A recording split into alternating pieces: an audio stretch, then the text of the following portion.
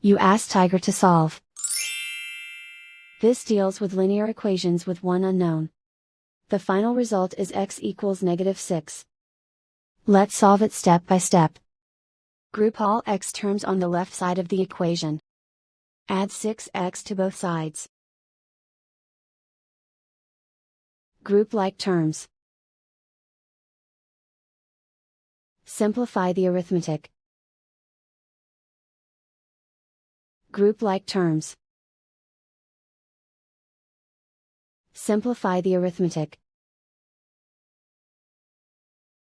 Group all constants on the right side of the equation. Subtract 12 from both sides. Simplify the arithmetic.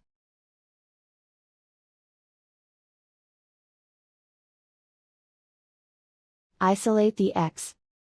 Divide both sides by -6. Cancel out the negatives. Simplify the fraction. Move the negative sign from the denominator to the numerator. Find the greatest common factor of the numerator and denominator. Factor out and cancel the greatest common factor.